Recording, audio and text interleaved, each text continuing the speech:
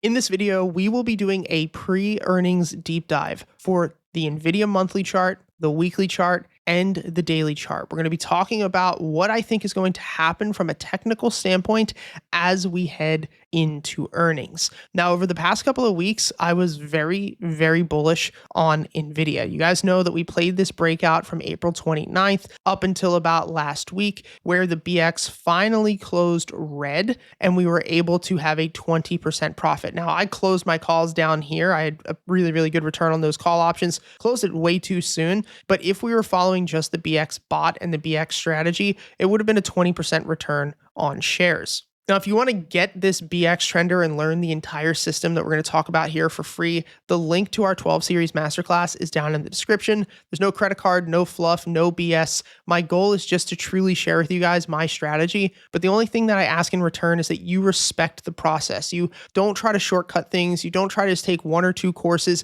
You actually learn the strategy to perfection so that you can master the strategy long term. The link to all of my indicators and all of our courses are down in the description. Now, the reason that I thought we would see a pretty significant resistance around $135 to $140 is for a couple of main reasons. The first one is zooming out to the monthly chart. Now, the monthly chart is one of the strongest charts that there are, meaning that each one of these candles represents 1 month of trading. And not a lot of traders and even institutional investors look at this chart, but this will change your life, right? Looking at this chart and looking at the BX trender at the bottom of your screen, you will notice that we never want to trade when this BX trender is red. You can see the last time it was red before most recent was back here in 2022 from the month of February all the way down to January 2023. And you can see that, yes, there were some bounces, but overall the stock dropped about 44% in a year. Now, the time prior to that was back in 2018,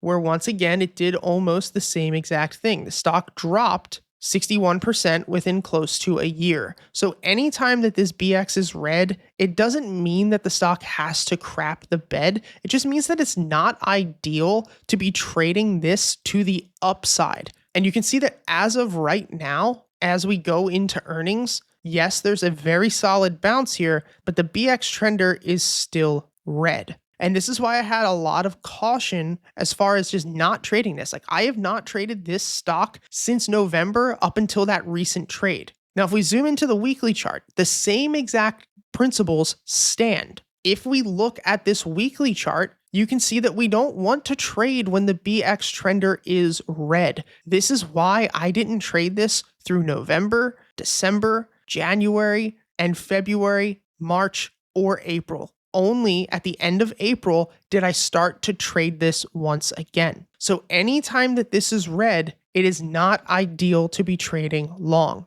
What I want you guys to realize is that what we want to do here is not necessarily find the best time to trade. What we first want to do is mark off on the charts the times that we shouldn't trade, because if we can actually remove the noise and remove the worst times to trade, that will show us the best times to trade. For instance, we know that we don't want to be trading when the bias is blue, right? Or when the BX trender is red on the red on the monthly, which we have blue. And we also don't want to be trading when it's red on the weekly, which we're going to mark off here on red, right? All of these times we don't really want to be trading. And so this means that any time that this is not marked, so basically from January 2nd all the way up to July 3rd, that's a time that we want to trade. That's a 200% move in 5 months. From here, December 2023 up to April 2024, that's a time we want to trade. That's 90% within 4 months. From here, May 20th, 2024 to June 2024, that's a 40% move, and so on.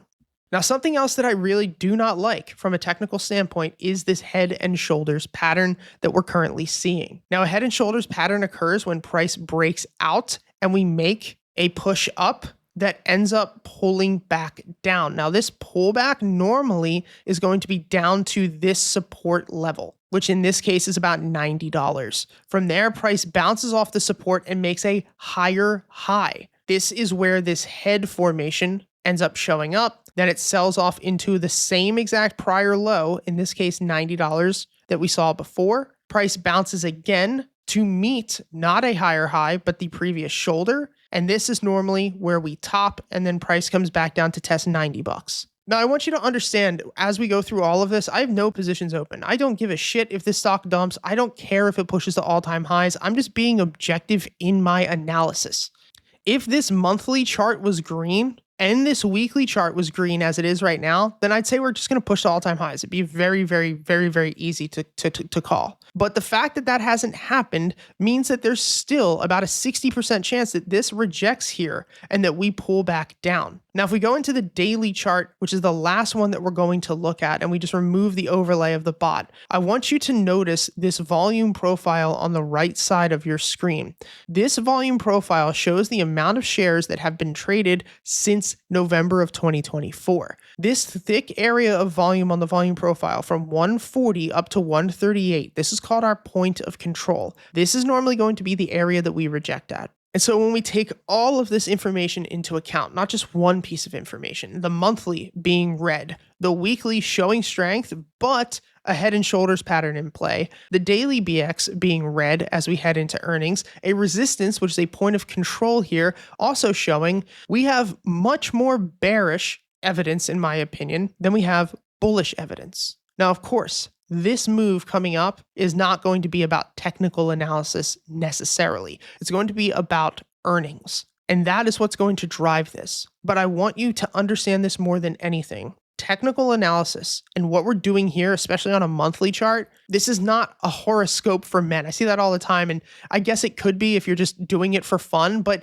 what this is actually showing is institutional buying pressure. When institutions are buying the shit out of the stock and the monthly BX is green, that means they want to be in this. When it's red, it means that they don't want to be in it as much as they did before. So it's not like the candles are doing anything. But what it is showing is that institutions are not buying this like they were in 2023 and 2024. And there's no way to say that that's not the case, because that is why we haven't pushed to all-time highs. That is why the stock has been stagnant for multiple months, because the people and the participants who can actually push this higher are not stepping in. I hope this video helped, guys. As always, thank you for all the support. If you want to learn our strategy completely for free, the link is in the description, and I'll see you next time.